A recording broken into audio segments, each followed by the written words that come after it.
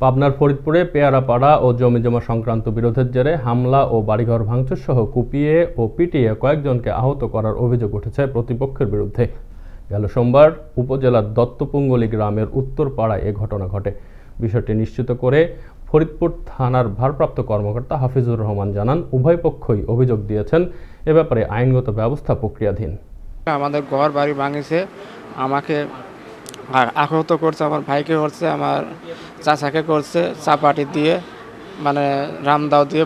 ওরা খুব ডাঙা লোক, মানে মানুষ ভাড়া করে নিয়ে যা বাড়ির জোর করে দখল করতেছে। ওরা দাও হাসি নিয়ে আসে, মানে মাথায় কোপ দিছে। এখানে কোপ দিছিল হাতের পার, আর ওই তো বাইরিয়েছে, হাতে বেরিয়েছে, গাড়ে বেরিয়েছে, মাথায় বেরিয়েছে, মা পিঠির বের বেরিয়েছে। মাধ্যমে আমরা একটা থানায় বসি, থানার মধ্যে বলা হয় যে উকিল দিয়ে পরামর্শ করেন, তখন সিনিয়র উকিল দিয়ে পরামর্শ করে লিখিত আকারে দেওয়া হয়। সার্কেল সাহেবের ওখানে আমরা মিটিং করি, সার্কেল সাহেব এটি আমাদের চেয়ারম্যানের উপর দায়িত্ব দেয় যে আপনি স্থানীয়ভাবে মীমাংসা করেন। চেয়ারম্যান পক্ষভুক্ত হওয়ার জন্য সে এই জিনিসটাকে শান্তি শৃঙ্খলা, এই জিনিসটা কিছু প্রধান পক্ষপাতিত্ব করে এই দরবারগুলো করেই এই পর্যায়ে নিয়ে আসছে। এসপি অফিসে, র্যাব অফিসে।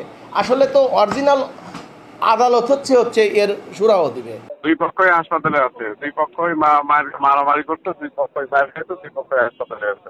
তদন্ত করা হয়েছে। হ্যাঁ, মামলা প্রক্রিয়াধীন।